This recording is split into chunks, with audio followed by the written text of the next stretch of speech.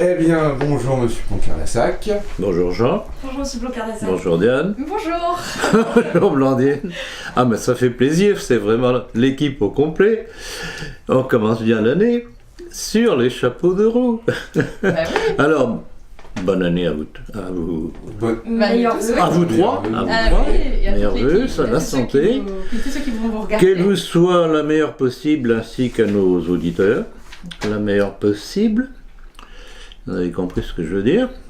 Voilà, eh bien, on y va. Eh bien, en tout cas, l'actualité en France, et on va commencer. Elle est Continuer riche. sur le thème des vœux. Elle est riche. Continuer sur le thème des vœux. Lors de ses vœux donc, aux journalistes, le 3 janvier, Emmanuel Macron a annoncé une loi pour combattre ce qu'il appelle les fake news. N'a-t-il pas là une atteinte à la liberté d'expression et de la presse? C'est évident. C'est évident. Alors bon, cette dictature hypocrite, on l'a vu déjà depuis des décennies, elle s'installe progressivement, mais là, ça devient tellement visible que c'est criard. Et alors, pourquoi c'est fake news? Qu'est-ce qu'une fake news? C'est une fausse nouvelle. Bon, fausse nouvelle, bon. Mais qui va en juger? Il va y avoir besoin d'un cabinet noir pour examiner les nouvelles qui sont dérangeantes. Et pourquoi Macron fait-il ça? Parce qu'il sait très bien que malgré toutes les annonces des médias comme quoi tout va bien, les Français reprennent le moral, les patati et patata, c'est pas le cas, que l'économie française continue à plonger, et ça ce sont les douanes françaises qui ont sorti le document tout récemment, je crois que c'est ça date du 9 janvier. Ça a été repris par Le Point, qui donne le texte. Entre 2016 et 2017, la dette de la France a plongé de plus de 14 milliards. C'est énorme. Alors, qui était ministre des Finances avant que M. Emmanuel Macron devienne président de la République? Lui-même. M. Emmanuel Macron. Donc voilà, donc il sait très bien qu'on va aller vers un tsunami et il veut verrouiller. Donc, il est en train de faire ce qu'il faut pour verrouiller, c'est-à-dire éliminer les informations qui pourraient faire enfin comprendre aux Français qui se sont trompés en votant pour lui, ou indirectement en votant pour Marine Le Pen. Donc, il verrouille, il verrouille, il verrouille.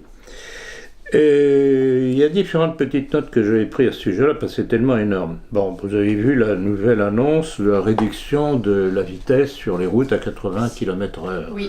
Ah, mais c'est pour notre sécurité. Ah, mais oui. Oui, mais c'est surtout pour le PV.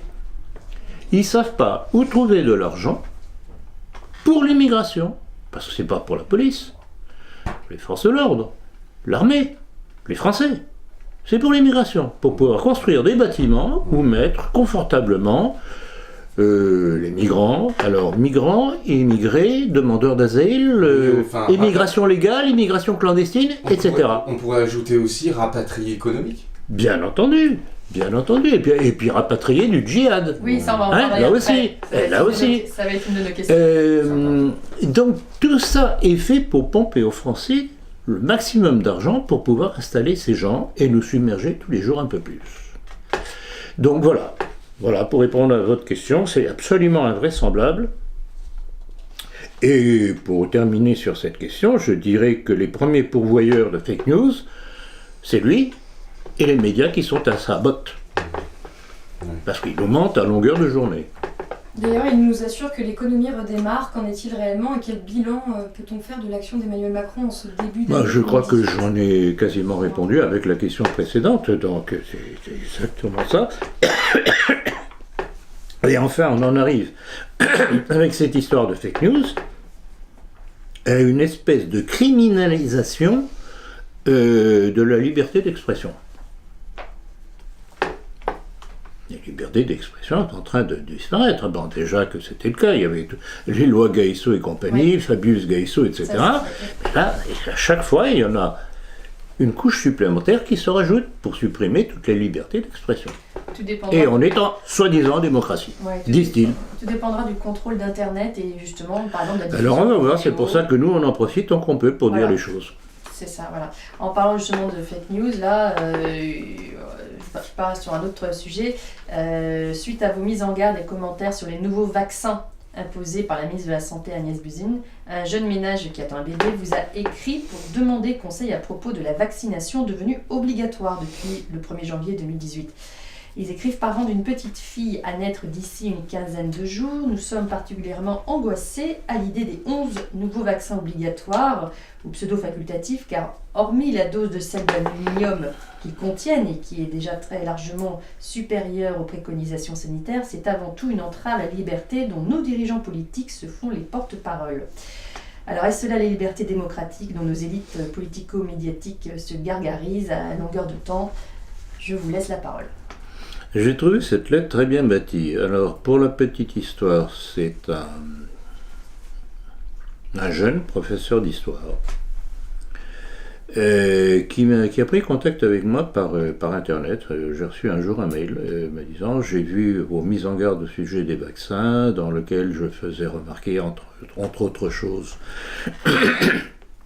que alors que Agnès Buzyn, la ministre de la Santé, est juive, elle devait savoir tout de même qu'en Israël, la vaccination était laissée à l'appréciation des parents. Libre. C'était libre. Et que je ne voyais pas pourquoi ce que les Israéliens estimaient bon pour leurs enfants ne serait pas bon pour les Français, ou vice-versa, ce qu'ils estimaient mauvais pour leurs enfants serait bon pour nous, pour nos enfants. Donc j'avais fait cette remarque, c'était d'ailleurs lors d'un de nos entretiens, je crois. Hein. Tout à fait. Et donc il avait très bien compris le message que j'entendais donner, et donc il m'a contacté en me disant: bon, voilà, notre petite fille va naître dans quelques semaines, qu'est-ce qu'on fait? Alors j'ai répondu deux choses. D'une part, essayez de vous faire un faux document médical par votre médecin traitant. Je dis bien les choses, un faux document. Par votre médecin traitant, disant qu'il y a incompatibilité du fait de l'état physique du bébé, et vous gagnez du temps. Et puis surtout, vous cherchez à trouver d'autres familles dans le même cas, le maximum de gens, vous alertez et vous créez un comité, et vous engagez une poursuite contre l'État. Pourquoi? Pour une raison très simple. Et je pense que c'est... oui. Voilà, merci. C'est dans le dernier numéro de La Politique où j'avais mis ces informations. Alors, il y a deux textes. L'un qui est de l'ordre des médecins, l'article 36, qui stipule, d'ailleurs c'est quasiment le même texte, qui stipule que nul ne peut obliger un être humain à subir un traitement dont il ne veut pas. Dont il ne veut pas. Et c'est repris dans un autre article tout à fait légal de la République. Donc voilà, ils peuvent s'appuyer sur ces deux textes qui sont mentionnés dans la politique, dont il le sait, et voilà pourquoi je dis qu'il faut engager une poursuite contre l'État. C'est un abus de pouvoir, et la déclaration d'Agnès Buzyn est non seulement mensonger, mais hors la loi illégale. Du coup, les enfants pourront-ils quand même être inscrits à l'école? Écoutez, si c'est nécessaire, ils font l'école à la maison. Après l'attaque brutale du 8 octobre 2017, 4 policiers à Vitry-Châtillon ont été brûlés par des cocktails Molotov, dont 2 très grièvement. Les nouvelles attaques dont les policiers et les gendarmes ont été victimes, notamment à Châtillon-sur-Marne, la nuit du réveillon a très mal passé, d'autant que le Premier ministre Édouard Philippe refuse le retour aux peines planchées tout en promettant une grande sévérité. Vous y croyez? Et quelle est selon vous la réponse nécessaire à ce type d'agression? Alors premièrement, j'y crois pas, évidemment, parce que c'est pas la première fois. À chaque fois qu'il y a ces agressions, et ça ne date pas d'aujourd'hui, depuis tous nos présidents de la République, et notamment un qui était très fort là-dedans, c'était Sarkozy aussi. On va être sévère, et puis sous Hollande avec Valls et Cazeneuve, on va être sévère, et puis ça continue le plus belle. Donc, la seule solution, les peines planchées, c'est une vaste plaisanterie, si j'ose dire, pour pas dire un gros mot. La seule solution, c'est de admettre enfin une chose qui coule de source, c'est la légitime défense. C'est-à-dire que quand un policier ou des policiers sont agressés par une bande de cette racaille des banlieues auxquelles le pouvoir ne peut pas toucher, les policiers ont le devoir de se défendre en tirant dessus. Point. Le jour où il y aura 1, 2, 10, 20, 30 au tapis, eh bien la peur changera de camp. Et le seul conseil que je peux donner aux forces de police, plutôt que de défiler, protester, etc., ils sont trahis par leur hiérarchie, ils sont trahis par leurs syndicats, et au lieu de se suicider, il ferait bien d'utiliser leurs armes à autre chose. Oui, parce que là, alors, c'est invraisemblable. Mais l'année dernière, il y avait déjà eu ça. Hein. Mais bien entendu, mais 2017, je crois que c'est près de 30 gardes. Enfin, c'est un chiffre absolument. les pouvoirs publics ne veulent pas toucher à la racaille. Et rappelez-vous, j'en ai parlé lors d'un des derniers entretiens, comment est née la révolution dite française? Quel a été le moteur, à part le moteur intellectuel des loges oui, c'est plutôt ça, et de la finance juive et anglaise, hein? Ça a été par la racaille des bas-fonds de Paris, stipendiés par cet argent anglais, juif et des loges, qui ont été les forces révolutionnaires qui ont imposé la révolution. Et quand les gardes suisses se sont fait massacrer à Tuileries parce que ce malheureux Louis XVI leur a dit de ne pas réagir, c'était qui qu'ils avaient devant eux? La racaille des bas-fonds de Paris. Et bien aujourd'hui, la République protège la racaille d'aujourd'hui. On devait imaginer déjà une belle diversité. Non, à l'époque, c'était surtout vraiment le poivreau de l'époque. Ouais.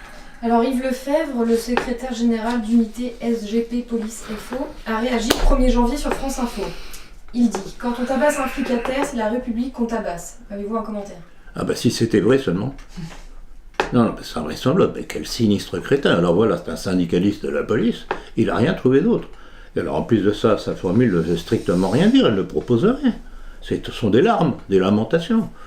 Hein, c'est pas avec des larmes et des lamentations qu'on va régler le problème. Je dis légitime défense. Point.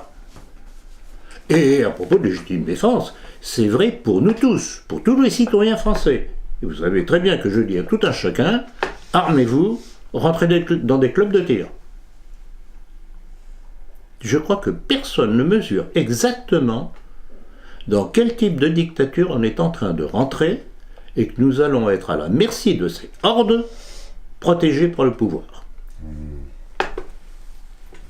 J'aurais peut-être une petite question à vous poser à part peut-être. Oui, à part ou en direct comme vous voudrez. Je ne sais pas si elle a été traitée. Ah bah oui, non c'est... Oui, bah j'y vais, excuse-moi. Justement, en parlant d'autorité, que pensez-vous du retour probable des djihadistes qui ont des papiers français en France, donc pour y être jugés et donc réinsérés, paraît-il?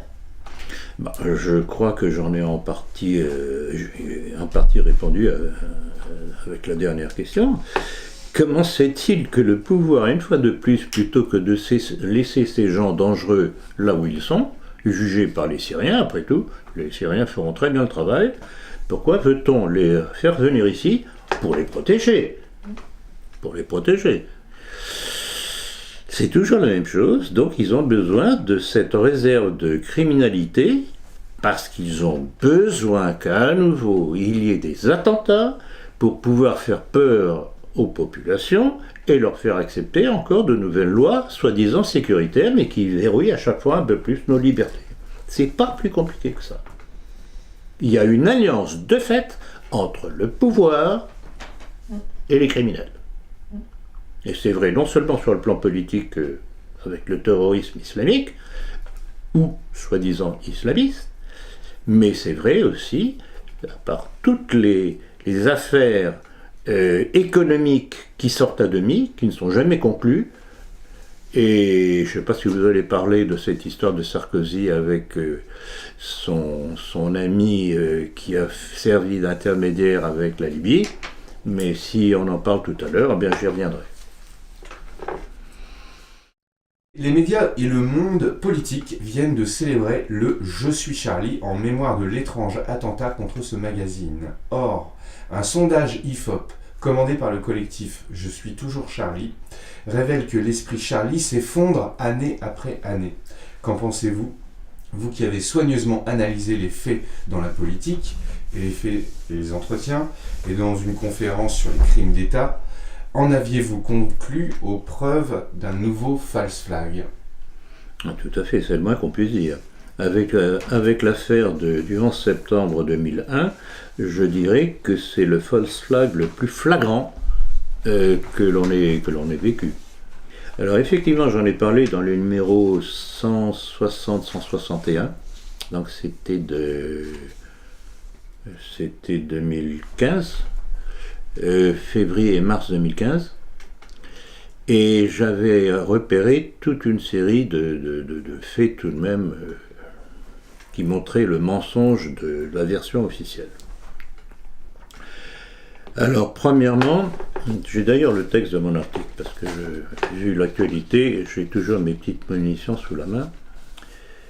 Il y avait, on avait vu tous, je pense, cette bande qui a été projetée sur nos chères petites télés, où on voyait deux criminels cagoulés, sortant tranquillement de l'immeuble de Charlie Hebdo, après avoir fait leur coup.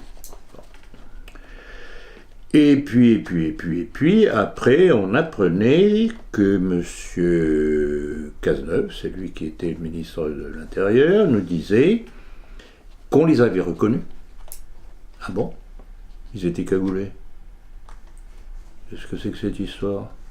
Ils sont cagoulés, on les reconnaît? Ah bon? Alors qu'on les avait reconnus aussi grâce à leur ADN. Ah, c'est possible. Or, non, c'est pas possible justement. Parce que pour l'ADN, il faut au moins 3 jours. On ne l'a pas immédiatement. D'accord. On ne l'a pas immédiatement. Il y avait ça. Il y avait quoi encore? Il y avait l'histoire du curieux suicide du commissaire Frédou, qui enquêtait sur l'affaire. Alors, ce suicide était tout de même très curieux parce que et la famille et le médecin traitant du commissaire en question disaient « mais il n'est pas du tout totalement suicidé, il n'y a aucune raison ». Et puis on apprenait qu'il s'était suicidé avec son arme de service et que la balle était rentrée comme ça. Curieux. Curieux. Normalement, quand on se suicide, on fait ça, sur la tempe. Pourquoi comme ça? Pas évident quand même. Et alors, autre chose curieuse, quand la famille demande à avoir le résultat d'autopsie, officiellement, la police refuse de les lui donner. Troisièmement, ou quatrièmement, je ne sais plus où j'en suis, on apprend toujours par la famille que le jour même ou le lendemain du suicide, entre guillemets, du commissaire, la police, laquelle était venue à son domicile pour saisir son ordinateur et tous ses papiers. D'accord. Alors, pourquoi? Qu'y avait-il à cacher? Tout ça se trouve justement à la fois dans le numéro 160 et dans le numéro 161 de la politique, où je rapportais ces différents trucs. Il y a eu d'autres choses encore, parce qu'il y en avait d'autres. Et puis alors, le must, comme on dit, ou si on parle en bon vieux français, la cerise sur le gâteau, la carte d'identité laissée dans la voiture.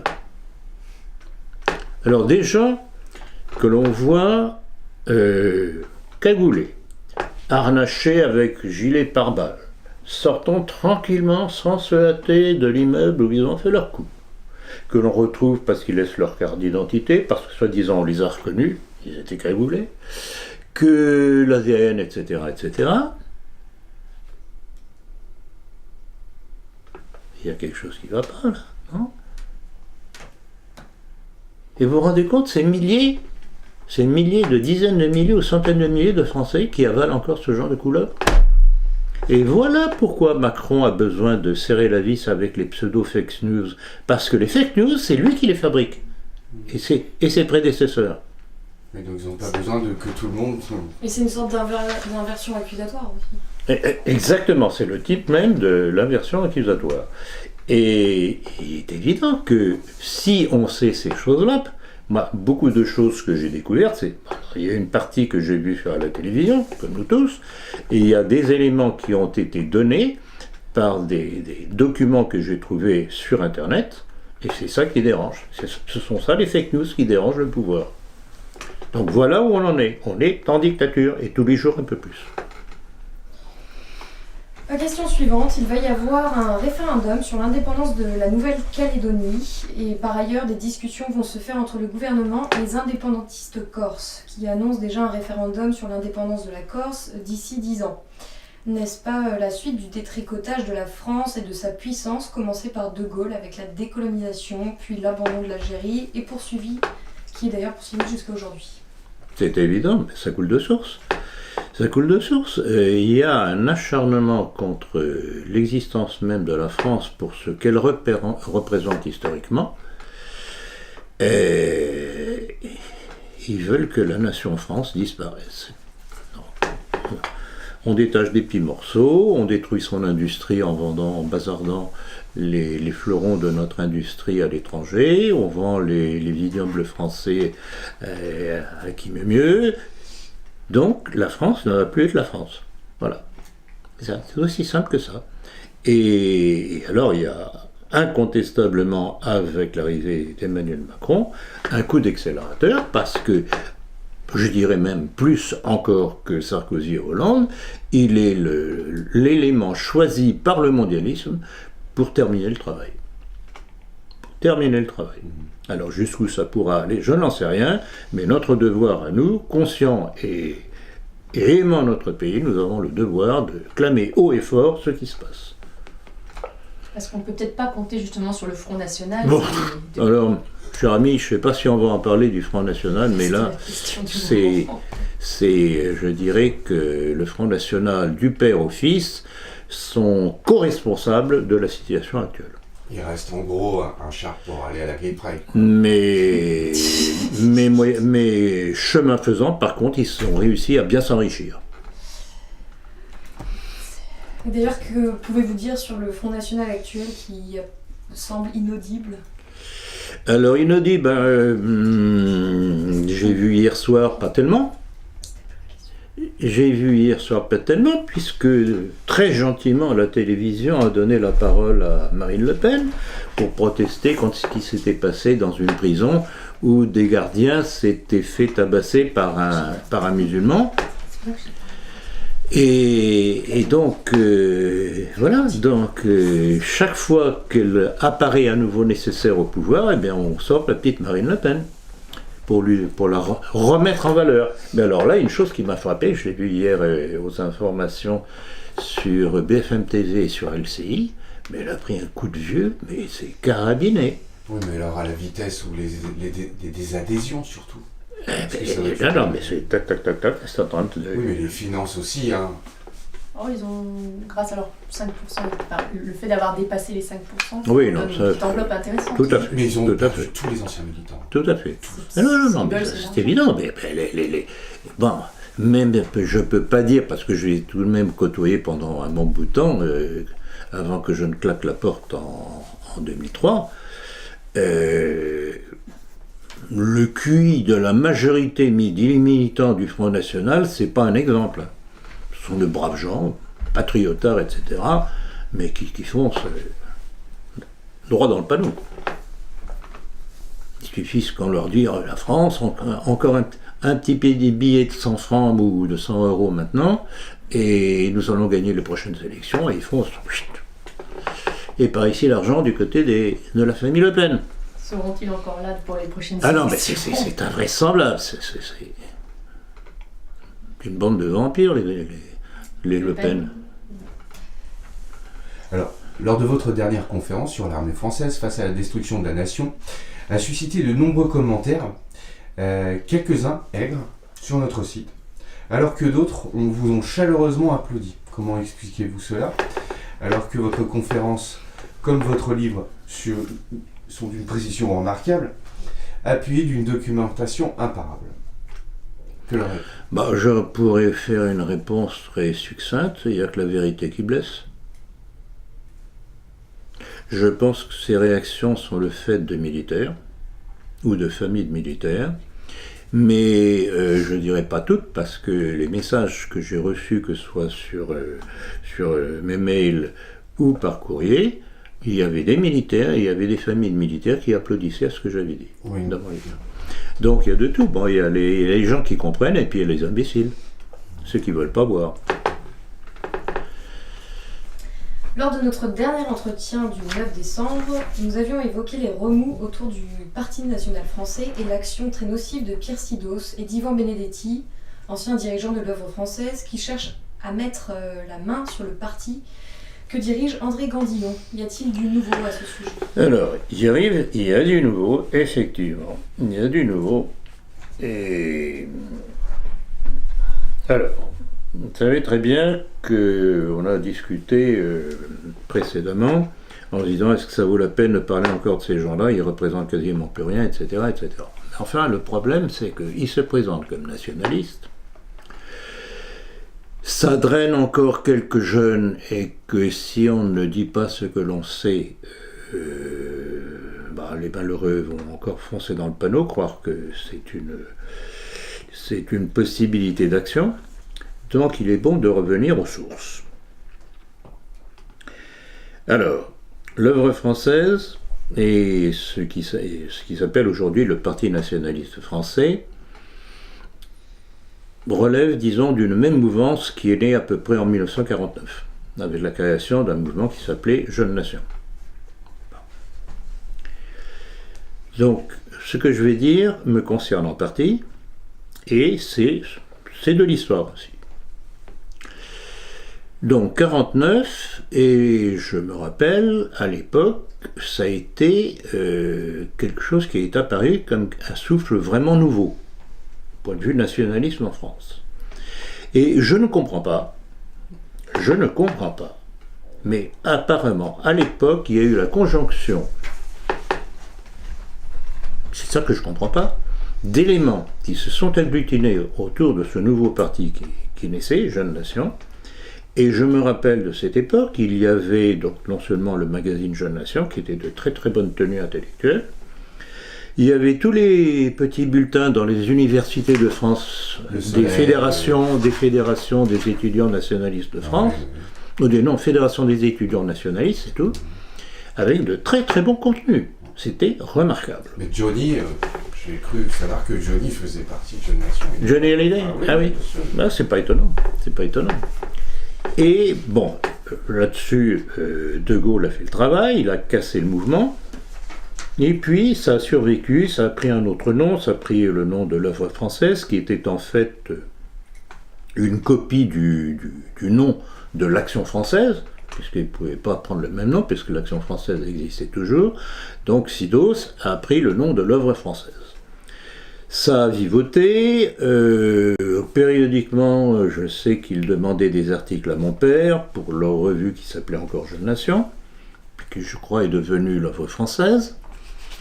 Et puis quand mon père n'a plus pu, parce qu'il avait perdu la vue, ils sont adressés à moi, et effectivement, cette période-là, j'avais commencé à m'occuper de politique.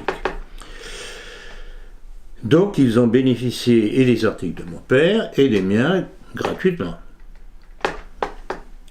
Là-dessus, donc c'était aux alentours de 2001-2002, je publie mon livre « Le nationalisme français ».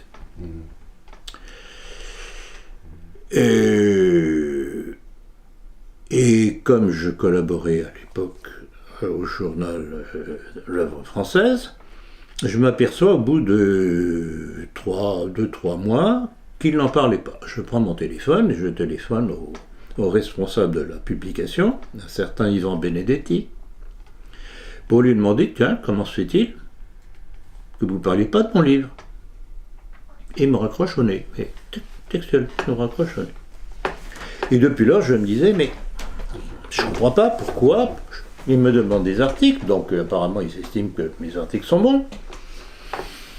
Je sors mon livre qui devrait être le support de toute action. En tout cas, c'était mon intention. Et non seulement ils n'en parlent pas, mais on me raccroche sèchement au nez comme si j'étais n'importe quoi. Bon. Et ce n'est qu'il y a quoi 3-4 jours que j'ai compris pourquoi. Et je l'ai appris par plusieurs sources, confirmées par M. André Gandillon. Et les uns et les autres m'ont appris ceci. Quand mon livre Le nationalisme français est sorti, Pierre Sidos a piqué une rage. Il paraît qu'il était vert de rage en disant « Mais qu'est-ce que c'est que ça? Il a publié ce livre, mais c'est moi qui aurais dû le publier, etc. » Ah oui? Le problème, c'est que entre 1949, date de naissance de Jeune Nation, et aujourd'hui, il n'a pas été fichu de publier le moindre livre sur ce sujet ou d'autres sujets connexes. Alors voilà ce genre d'équipe qui prétend faire la morale, qui cherche à mettre la main sur le parti nationaliste français qu'André Gandillon a ressuscité. Et la dernière réunion qu'il y a eu lieu rue Caillou entre André Gandillon et une vingtaine de personnes, dont Pierre Sidos, Yvon Benedetti et Yves Bourbon, directeur de Rivarol, ça a été carabiné. Le malheureux André Gandillon, et c'est pour ça que je prends sa défense, a été insulté parce qu'il ne voulait pas plier, parce qu'il ne voulait pas que les autres s'emparent de son parti. Alors, il y a une chose tout de même curieuse. J'avais parlé à plusieurs reprises d'ailleurs de ce scandale qu'il y avait eu lors d'une réunion de l'ex-œuvre française qui survit avec différentes astuces, où une militante s'était fait injurier par Benedetti parce qu'elle était là et parce qu'il savait qu'elle lui reprochait d'avoir été à l'origine de l'interdiction de l'œuvre française par Manuel Valls à cause de ses provocations. Parce que Gandillon est un provocateur.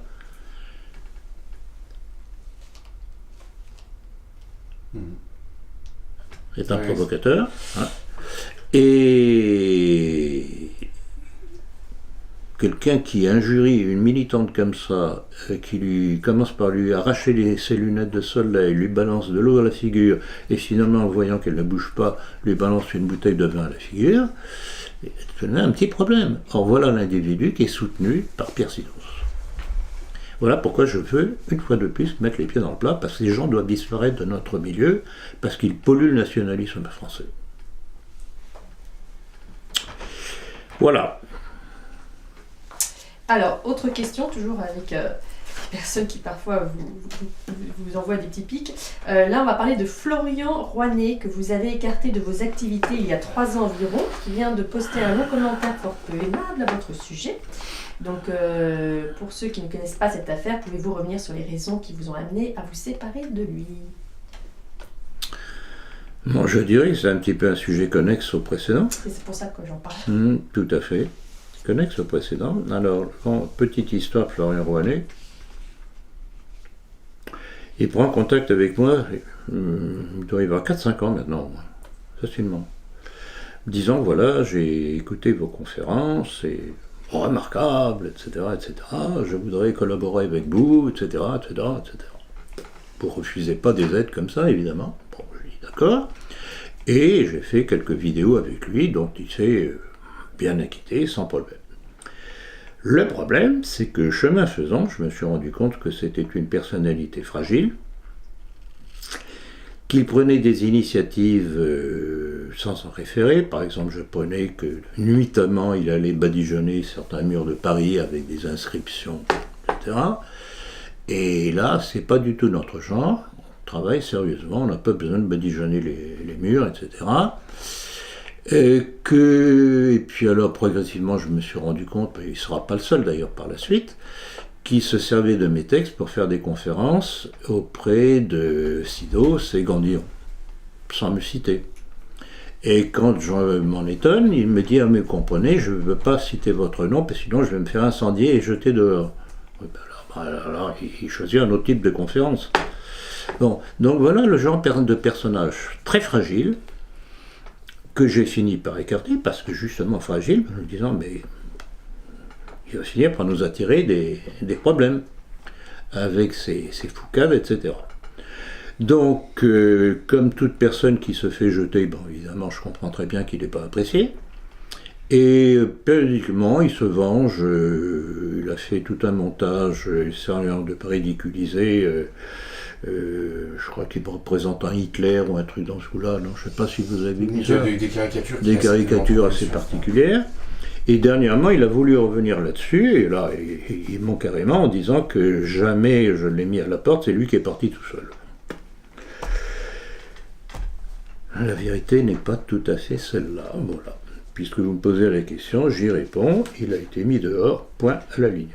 Et alors qu'il cherche toujours à se faire bien voir en m'envoyant périodiquement des petites conférences qu'il fait par-ci par-là, il est évident qu'il ne reviendra jamais chez nous. Vous avez fait le 25 novembre une conférence à Genève à l'initiation d'égalité et réconciliation qui fut un franc succès, puisque les organisateurs ont dû refuser une trentaine de personnes. Nombre de correspondants s'inquiètent que la vidéo, enfin votre conférence ne soit toujours pas en ligne. Qu'en est-il ? Alors justement, c'est assez curieux.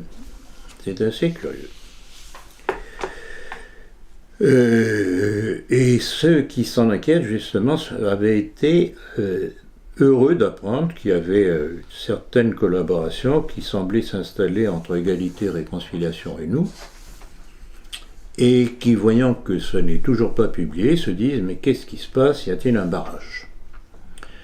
Alors, comme toujours en pareille occasion, puisque moi aussi je me posais des questions, j'ai pris contact avec les responsables d'égalité et réconciliation de Haute-Savoie, qui m'ont dit « mais non, mais pas du tout, mais oui, on y pense, etc. » Le problème, c'est que ma conférence date du 25 novembre, et ça commence à faire un petit peu long.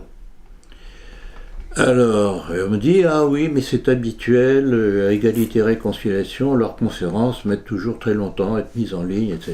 etc. » Je dis « bon, vous faites ce que vous voulez chez vous, mais chez nous, on est habitué à faire les choses rapidement. » Parce qu'il y a tout de même une question de... Alors on en est là. On m'avait annoncé que nous recevrions le document vidéo, puisqu'on a déjà le document audio. Avant-hier, jeudi. Et jeudi soir, je reçois effectivement un message me disant oui, voilà, maintenant le document vidéo est construit, mais ça doit d'abord passer devant la commission de surveillance de Égalité et Réconciliation nationale.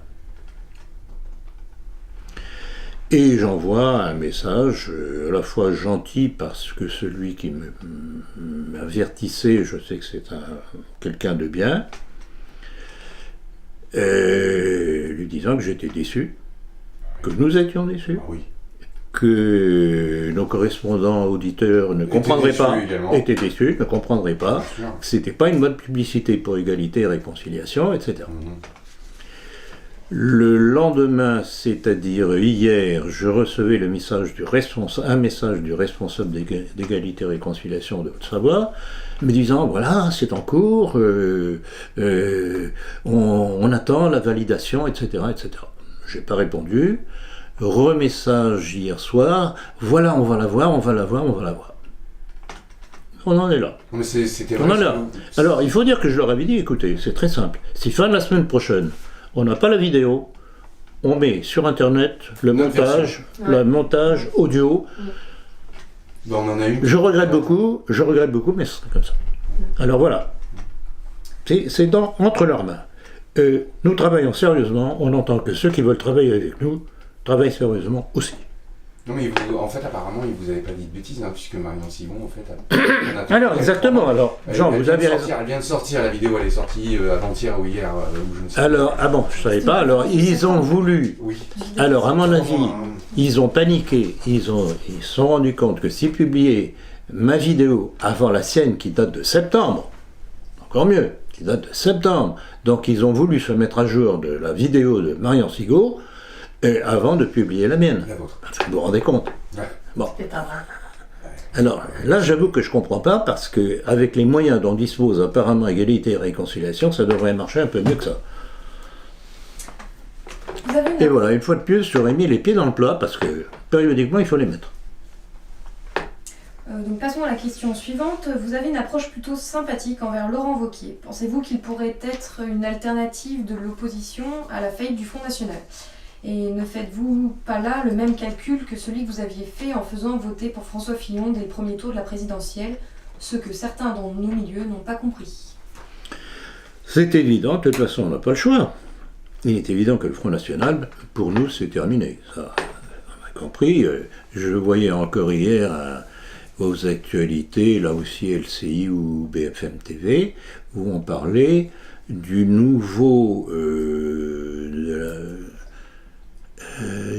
du nouvel attelage, ou un truc dans ce goût-là, Marine Le Pen, Gilbert Collard, depuis que Philippot est parti.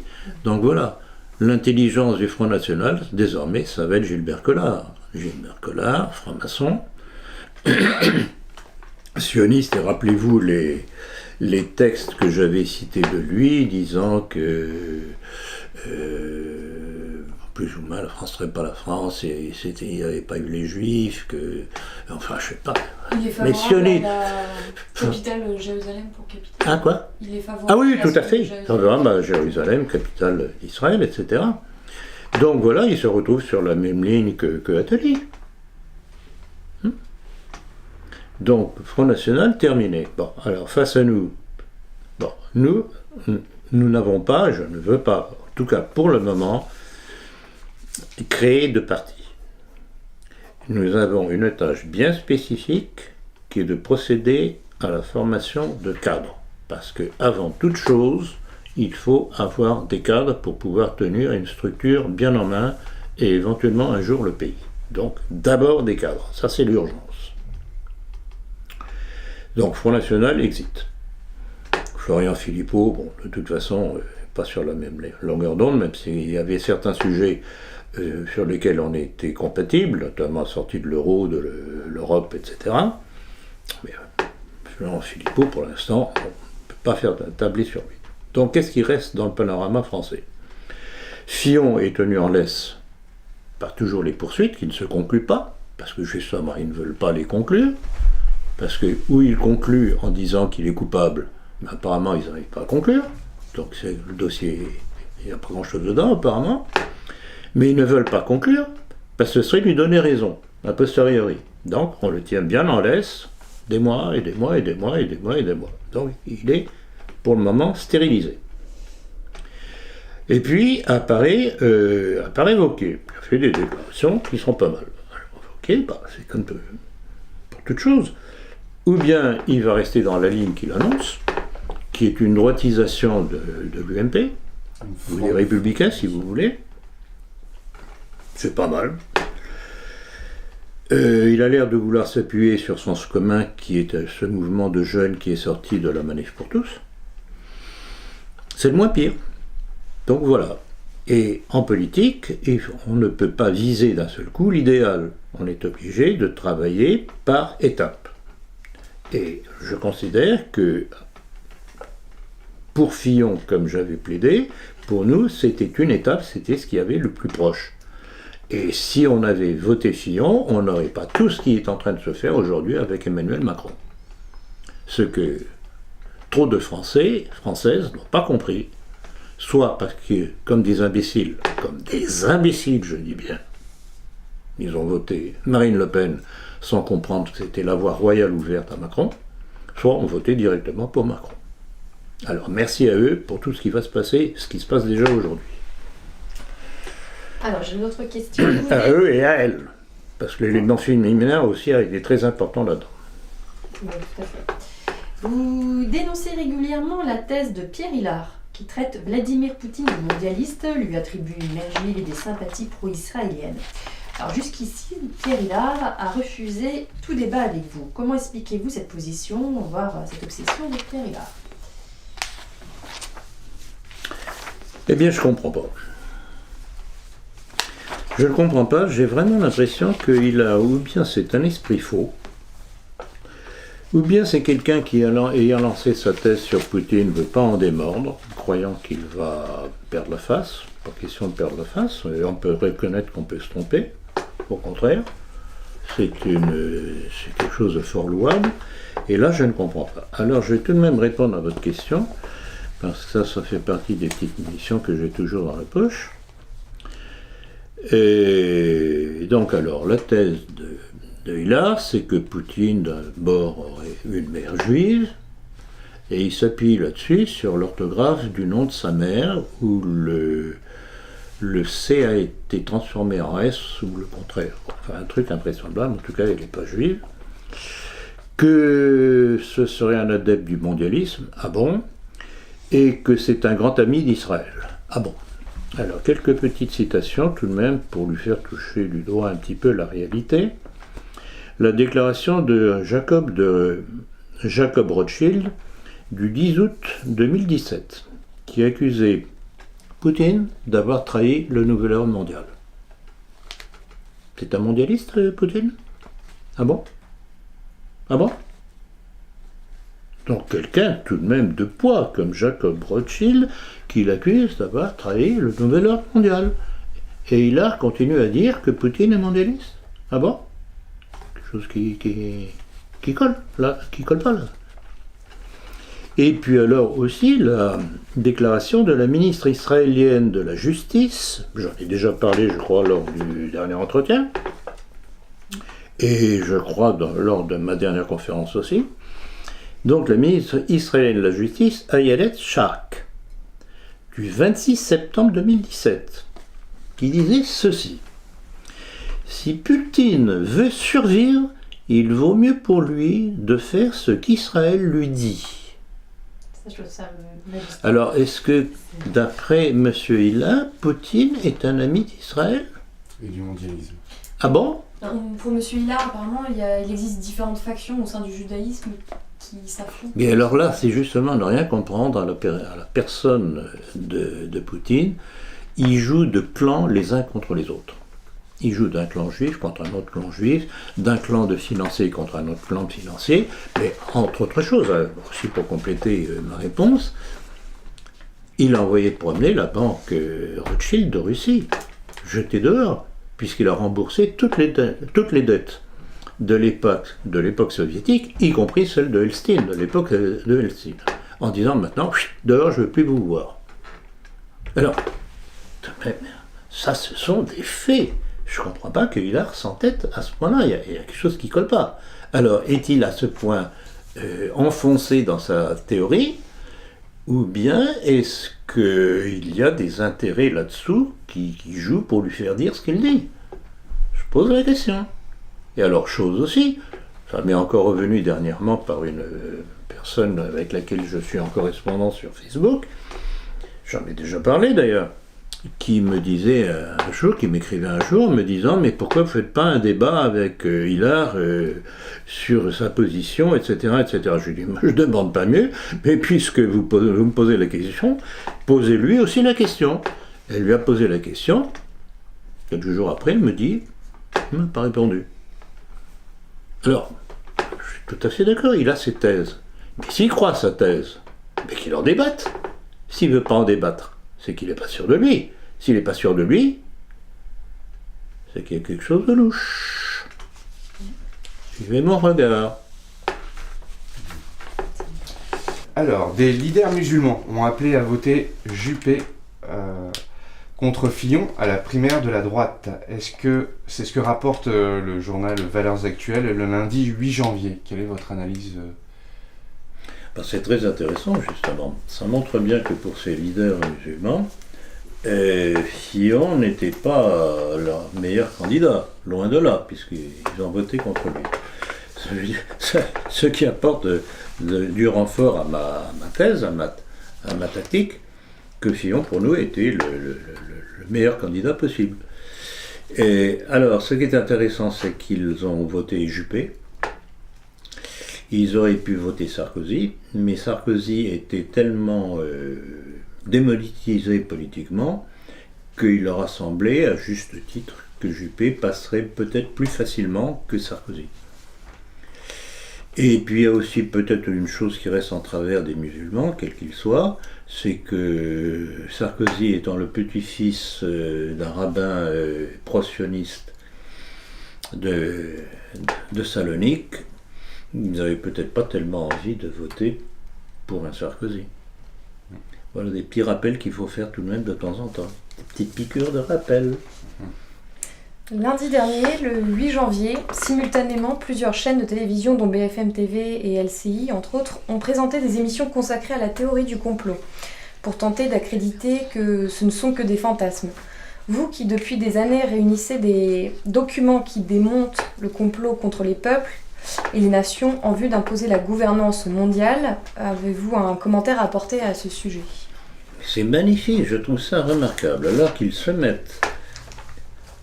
C'est même très intéressant ça. Qu'ils se mettent. Alors il y en a eu au moins deux de chaînes de télévision, ça remonte à lundi dernier. Simultanément, le même soir, LCI et BFM TV, donc BFM TV, vous savez, entre les mains de Patrick Drahi, grand copain d'Emmanuel Macron, qui a fait une partie de sa campagne électorale présidentielle, font une émission spéciale avec différents intervenants pour discuter de la théorie du complot et essayer de la mettre à mal, en ridiculisant, etc. Bon. Mais pourquoi est-il brusquement nécessaire de faire au moins 2 émissions là-dessus, et d'ailleurs ça a suivi par la suite encore, dans différents commentaires, théorie du complot, etc. Sinon, parce qu'ils commencent à se rendre compte que ce qui passe à travers Internet, ce qui passe à travers ce que nous publions, nous, ce que nous disons, commence à avoir de l'effet dans l'opinion publique. Donc c'est une réaction de défense de leur part pour essayer de discréditer cette théorie du complot, parce que cette théorie du complot explique ce qui se passe actuellement en France et dans le monde. Donc il leur faut essayer de rendre non crédibles les analyses que nous faisons. On en revient aux fake news de Macron. On revient exactement, Diane, on en revient aux fake news de Macron. Pourquoi, simultanément quasiment, Macron commence à tirer à boulet rouge sur les fake news et que les petites chaînes de télévision à sa botte lancent des émissions consacrées à la théorie du complot. C'est très démonstratif. Alors ça veut dire quoi ça ? Ça veut dire qu'ils commencent à avoir peur. Et c'est ça qui est intéressant. Ils vont brider la liberté d'expression, ça c'est sûr. Oui, non, mais ils vont essayer. Mais normalement, plus ils vont essayer, plus ça va devenir évident. Et nous, tant qu'on peut le dire, on attire l'attention, mais on explique le pourquoi des choses. Alors, j'ai une autre question. Une toute dernière nouvelle vient de tomber concernant l'arrestation à Londres d'un proche de Sarkozy, l'homme d'affaires français Alexandre Djouri. Avez-vous quelques informations supplémentaires à nous donner ? J'en sais pas beaucoup plus, à part ce qui en a été dit sur Internet. Et c'est un énorme pavé, cette histoire-là, mais à mon avis, ça va faire flop comme le reste. C'est que ça touche à tellement de choses, et j'ai même entendu dernièrement un commentaire que si Djouri sortait ce qu'il savait, des transactions financières entre la Libye de Kadhafi et Sarkozy pour financer la campagne présidentielle de Sarkozy en 2000. C'était combien ? C'était 2012 ? Oui, 2012. Ce serait la fin de la République. C'était le commentaire, ce serait la fin de la République. Et oui, parce que ce serait un château de cartes. Cartes qui commencent à basculer, tac, tac, tac, tac, tac. Il est évident. Alors, je crois que c'était vous, Blandine, qui me disiez, tiens, on n'entend plus tellement parler de Sarkozy. Ben, et pour cause, c'est que... Et pour cause, c'est que moins on en parle de lui, mieux c'est pour lui. Donc, voilà. Alors, Rassurez-vous, Jury vient d'être libéré. Sous caution. Oh bah, le contraire Sous caution. aurait été Le étonnant. contraire aurait été anormal. Voilà, c'est ce que j'ai. Il n'a pas peur pour sa vie d'ailleurs, justement. Quand on ne sait trop. En Alors, général, tout c'est un dépend animal. s'il a des dossiers bien cachés et susceptibles de sortir si jamais il lui arrivait quelque chose. Si c'est un homme prudent, c'est ce qu'il aura fait. C'est la garantie, c'est le parapluie. Vous me liquidez et ça sort. Nous l'avions évoqué dans notre dernier entretien, la possibilité du... Excuse-moi Jean, excuse-moi, pardon, juste parce que on avait refait une question, tu sais, sur Céline avant de passer aux questions étrangères. Non, pas du tout, donc je la dis si tu veux. Oui, justement, je t'entends. Et puis après tu reprends. Tu lui as fait un Ouais, grand non mais j'aurais Tu dû... lui avais Oui, mais un j'aurais grand dû... signe en plus, je c'est sais ça. pas. Et je t'avais même Alors, dit, sinon pour revenir sur cette liberté d'expression dont nous parlions précédemment, les éditions Gallimard ont reçu des pressions pour ne pas rééditer les pamphlets de Céline. Que pouvez-vous nous en dire? Mais c'est ce qu'on appelle la liberté d'expression. Oui, qui Non. va être bridé. Non. Qui va- Non, mais c'est admirable. Alors déjà, j'avais été quelque peu surpris quand j'avais entendu dire que Gallimard pensait rééditer les pamphlets de Céline. Bon, j'ai dit, oh là là, il ose. Magnifique. Mais on va voir la suite. Ben, la suite, ça a été très rapide. Et j'ai vu, vous avez dû voir, enfin plusieurs ont dû voir, que le CRIF s'est indigné immédiatement, a proclamé qu'il allait prendre contact avec qui de droit pour que ce ne soit pas publié. Ils ont Et reçu voilà. des menaces également. Ils ont reçu des menaces téléphoniques, par lettres, etc. C'est André Gallimard lui-même qui le dit. Il dit dans ces conditions-là, le climat n'est pas propice. est-ce que vous pouvez rappeler justement ce que disait Céline dans ses pamphlets? Oh là là, je peux pas tout dire. Bah, comme ça s'appelle, les pamphlets antisémites de Céline. Vous pouvez deviner ce qu'il disait. Bah, il disait rien d'autre que périodiquement des hommes politiques français ou des écrivains français libres disaient à propos de cette mainmise juive sur la France. A commencé par Toussenel, Drummond avec son fameux livre La France juive, etc. Mais de toute manière, nous n'avons pas besoin de Gallimard puisque tout est en accès libre et gratuit sur Internet. On a accès Oui, aux pamphlets de mais Céline. bien sûr. Mais alors justement, c'est ça qui les rend malades, d'où l'histoire, encore une fois, des fake news avec notre cher Emmanuel Macron. C'est qu'ils se rendent compte que ils ont beau essayer d'étrangler la vérité, c'est comme l'eau, ça passe partout, ça s'infiltre, ça apparaît. Et alors, moi, ce qui me sidère, c'est de voir comment des jeunes, surtout des jeunes, en tout cas jusqu'à la quarantaine, après c'est moins, prennent contact avec nous, parce qu'ils nous ont découvert sur Internet et qu'ils trouvent là où les réponses à toutes les questions qu'ils se posent. Et là c'est imparable. Ça suinte la vérité, je dis, suinte de partout. Ils ne savent pas comment faire pour enrayer le phénomène. Alors, nous l'avions évoqué dans notre dernier entretien, la possibilité du transfert de l'ambassade des États-Unis à Jérusalem.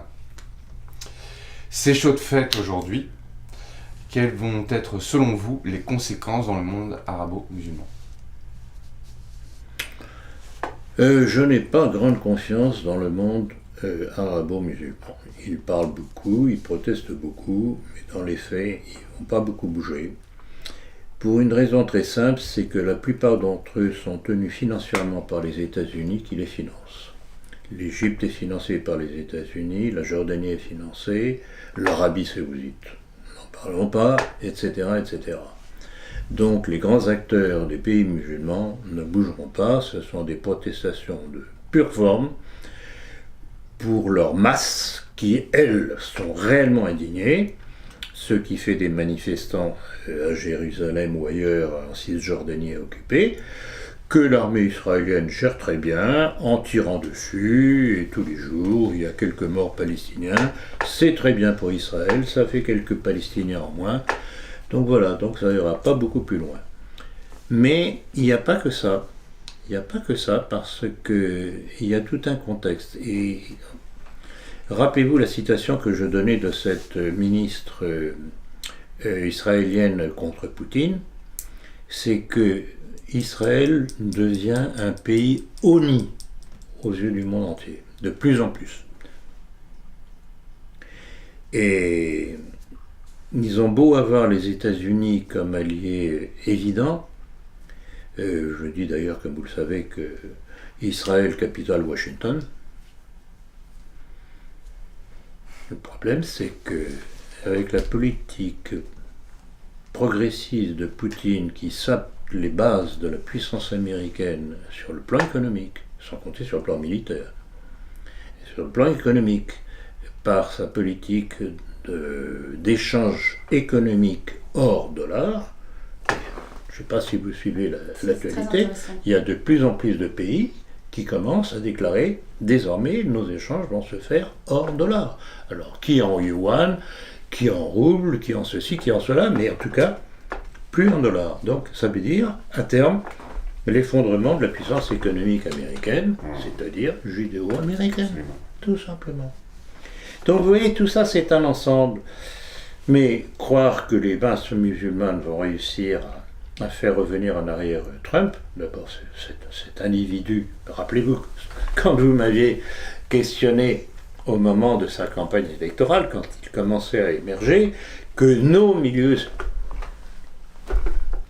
étaient ravis. Ah, quel homme, voilà ce qu'il nous faut.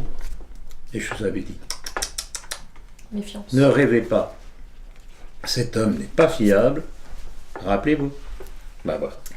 Et que Il a pense- compris, je m'excuse, Pardon, bien il a compris que s'il voulait rester président des États-Unis, il fallait qu'il obéisse. C'est ce que la ministre israélienne demande à Poutine, qu'il obéisse. Hein. Et lui a obéi, Poutine n'a pas obéi.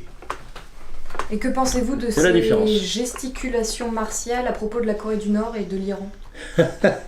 Alors, j'avoue que les pourparlers actuels entre la Corée du Nord et la Corée du Sud, qui probablement vont défiler ensemble au moment des prochains Jeux olympiques à Séoul, vraiment, les Coréens, bravo, j'applaudis. J'applaudis parce qu'ils se sont moqués de Trump de la plus belle des matières. La meilleure réponse à faire à Trump, justement, c'est on va s'entendre. Vous, les Américains, vous commencez à nous gonfler. US go home.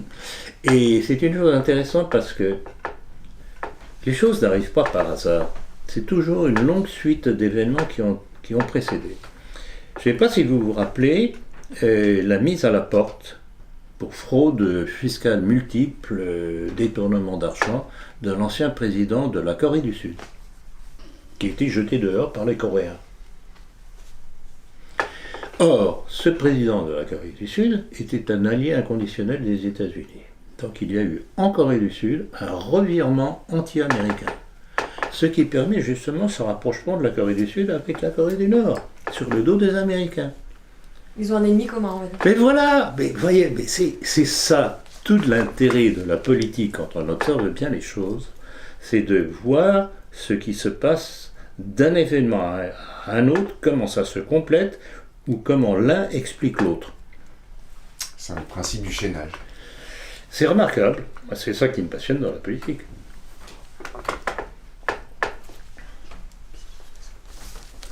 La B. Alors, l'ancien proche collaborateur de Donald Trump, Steve Bannon, l'artisan principal de sa victoire, a collaboré au brûlot de Michael Wolff, Far and Fury, Inside the Trump White House, un livre ravageur contre le président américain. Quelle en est la raison? Je vous félicite pas de votre anglais, mon cher. Non, j'étais perdu, j'étais pas du tout. Je m'attendais pas à lire de l'anglais. Bon, Non, mais cette politique américaine, vraiment, c'est d'un primaire, mais quelque chose d'épouvantable. Et c'est dire que c'est ça qui gouverne encore le monde.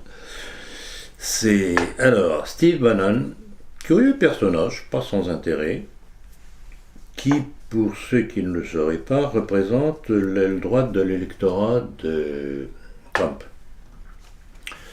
Qui, pas plutôt Trump arrivé au pouvoir, quand les lobbies se sont dit, bon, Trump est au pouvoir, maintenant il va falloir qu'il obéisse, ou bien il va falloir qu'il dégage. Et que Trump a compris le message, et il a éjecté de son entourage Steve Bannon. Donc il représente ça.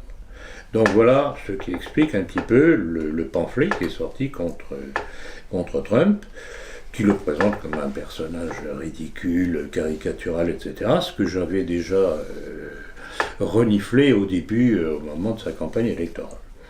Donc voilà, ça vaut ce que ça vaut, mais ça décrit parfaitement bien ce qu'est ce monde politique américain.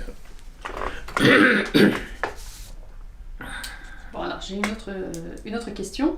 Plusieurs mois après les dernières élections législatives en Allemagne, Angela Merkel n'a toujours pas réussi à former un gouvernement en s'alliant avec les socialistes. Alors, serait-elle sur la fin ? Alors, je pense qu'elle est sur la fin. Elle est sur la fin. Alors, oui et non, parce que incontestablement, les derniers résultats économiques en Allemagne sont très bons. Leur bilan économique est extraordinaire, surtout quand on compare à celui d'Emmanuel Macron. Donc, c'est ça qui l'a fait tenir encore un petit peu. Mais ce que les Allemands n'ont pas supporté, c'est l'afflux en masse de 2 millions d'immigrés. Et encore, ça, c'est les chiffres officiels. Et comme vous le dites, chiffres Je officiels. pense que c'est beaucoup plus. Ça, parce qu'ils en voient les conséquences. Ils en voient les conséquences. Les frères allemandes, pour libérer qu'elles pourraient être, quand elles se seront violées par des immigrés, migrants ou autres machins, ils n'aiment peut-être pas tellement ça. Bon. Donc voilà, Angela Merkel, c'est ça, à la fois une réussite économique, parce que bon, c'est un élément du nouvel ordre mondial, mais à la fois cette politique intérieure de l'immigration, parce que en fait les Allemands, le monde économique allemand, comme français d'ailleurs, sont bien heureux d'avoir des immigrés à bas coût, au début, à bas coût, pour faire marcher leur industrie. Donc ça booste. Mais ça se retourne contre elle. Alors, accord, oui, effectivement, j'ai appris hier qu'il y avait eu un accord entre elle et les socialistes de Schulz, qui n'est pas un ami de nos milieux, mais c'est une promesse d'accord. Alors jusqu'où ça va aller, je n'en sais rien, mais bon, Angela Merkel, et les dernières élections, tout ça a été très mauvais pour elle. Donc, attendons et voyons venir. Le problème des Allemands, c'est qu'ils ont été tellement culpabilisés avec les histoires de la dernière guerre mondiale qu'ils sont en partie bâillonnés. Et prendre une ligne politique à l'encontre de celle qui est suivie actuellement, c'est pour eux le risque de se faire traiter de nazis, etc., etc., etc. Donc ils sont en partie tenus. Je sais pas, j'attends le jour où ça explosera en Allemagne. Mais normalement il devrait y avoir une explosion. On verra, wait and see. Je me permets de revenir sur un personnage quelque peu néfaste, Monsieur Henri de Lesquen, qui a eu un échange avec un musulman concernant le droit au blasphème. Donc le musulman refusait de blasphémer, que ce soit Mahomet ou le Christ, et Monsieur de Lesquen n'était pas de Alors cet avis. c'est assez extraordinaire cette histoire-là, comme quoi franchement, où est-ce que c'est dans le dernier numéro de la politique.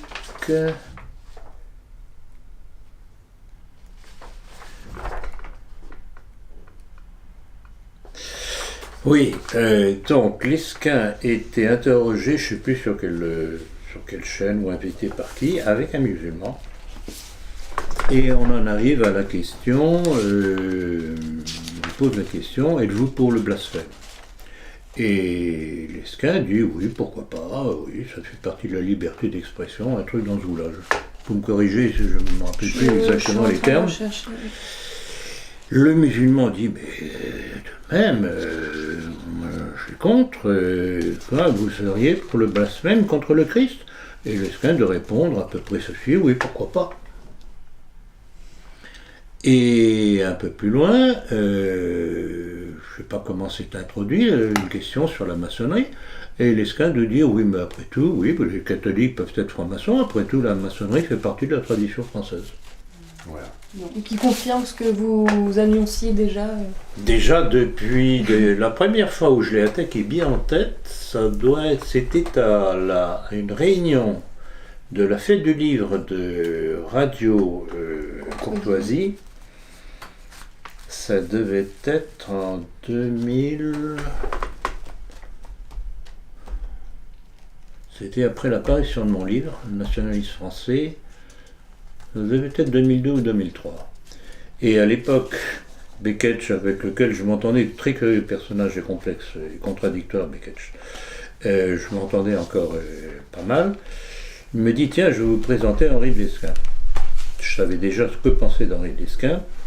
Il me présente à Henri de Lesquin et je regarde Lesquin droit dans les yeux et je dis, vous êtes un révolutionnaire dans le sens de la révolution dite française. Je vous laisse imaginer la tête que pouvait avoir Lesquin quand je lui ai sorti ça en plein dans la gueule. Et je l'avais rappelé, et je l'ai rappelé moult fois après, sa fameuse déclaration dans le numéro 40 de la lettre du club de l'horloge, que la déclaration des droits de l'homme de 1789, il était l'acte de baptême de la nation française. Donc vous comprenez pourquoi il a fait un faux sur l'un de mes textes pour faire croire que c'était lui qui était mis en cause par moi l'affreux. Donc il a fait un faux. Je ne vous dirai pas de quel nom on traite ce genre d'acte, parce que sinon je vais encore avoir un procès avec lui, puisque le prochain procès c'est là-dessus, parce que l'un de mes collaborateurs l'a traité de tac tac tac. Ah bah oui. Comment est-ce qu'on appelle quelqu'un qui commet un faux, qui tranche d'une phrase, une de mes phrases, les trois noms qui étaient concernés par la phrase, pour laisser croire que c'était lui qui était visé. Bah moi je le dirai pas, sinon c'est moi qui vais prendre le procès alors. Eh non, mais comme vous êtes mon très proche collaborateur, c'est encore moi qui vais recevoir les gamelles. Donc voilà le personnage. Voilà, une fois de plus. Alors, appréciez bonnes gens qui écoutez. Moi je crois que je l'avais traité de faussaire une fois dans... Comment? Je crois que je l'avais traité une fois de faussaire dans une des vidéos. Non mais ça sera coupé au Bon, montage. à mon avis, il l'avait pas vu. Il n'avait pas dû l'entendre, mais une fois... Bon bref.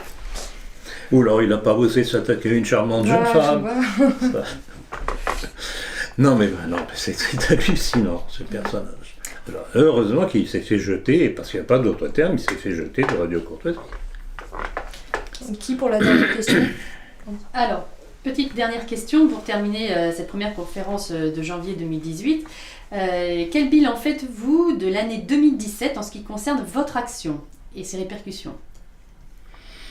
J'ai pas à me plaindre. Bon, j'aimerais que ça aille plus vite, c'est évident.